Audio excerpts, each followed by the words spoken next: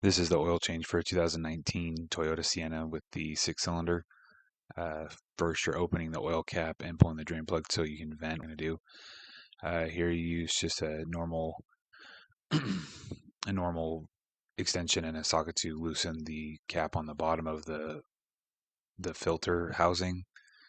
Very tiny bit of oil comes out because you're trying to drain it with this piece that comes as part of the filter kit. It's a spigot that you screw into it, and you see once you get it in and screw it, a little bit of oil will come out. That's basically releasing all the oil that's in the housing right there.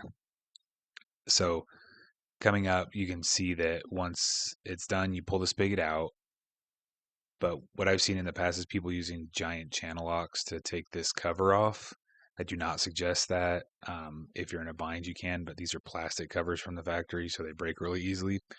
The problem also with this one is it was torqued on so hard from the Jiffy Lube tech that I went and I got the correct tool for it and got all afoot. And first thing they do is, because of how tight it was, it stripped out the inside of the tool by using the extension in the socket like that.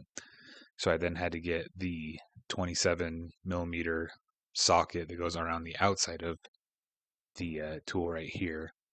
And you got it in, you see how hard I'm pulling with that extension bar on there. It's moving the engine. That's how tight it was on there.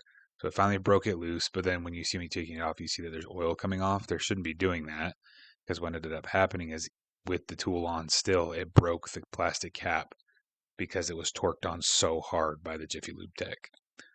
So now you pull the old filter out, slide the new one in. There's an O-ring that's around the outside that I use a pick to just pick and slide off. You get the new one, cover it with some oil with your fingers, and then slide it over the same spot. Go ahead and put it back in. And I don't know the torque spec, but I kind of just do it with the ratchet as hand tight, or as tight as I can with one hand on the ratchet.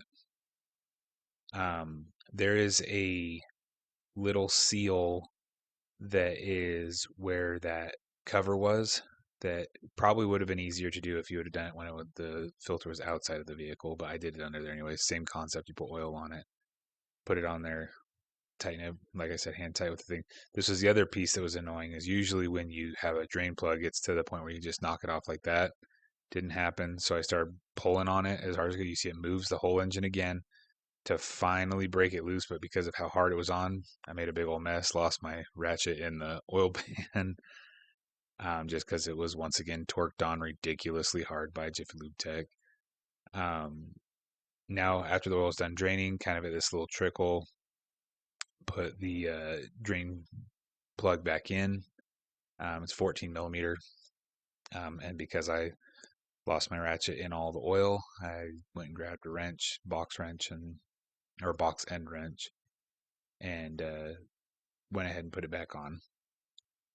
Once again, I don't know what the torque is, but you can look it up. I just do it basically as tight as you can get with one hand. And then go ahead and clean it up. I use some brake cleaner just to clean up the remnants of it. So now when you're filling, I did this at like 2 in the morning so I couldn't find my funnel. And also you see where I place the cap. Don't place the cap there. So right here, I knocked the cap down into the engine compartment. So that's why I say don't place it there. When I was looking up how much oil I was supposed to get, the first Google right here had 3 different numbers. So I went with 5.7 liters, um, and just checked it. When I was at 5.7, it was right within the range that I felt was appropriate. You know, when you check the oil, you stick it back, pull it out, clean it, stick it back in.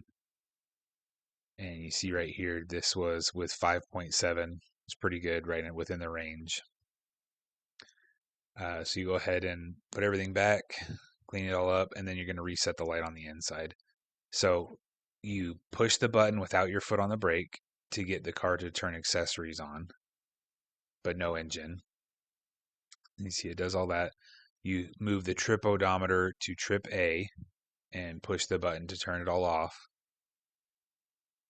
And then now you, which was really hard to do with one hand, is you hold the trip button down and push the button without your foot on the brake to do the accessories again.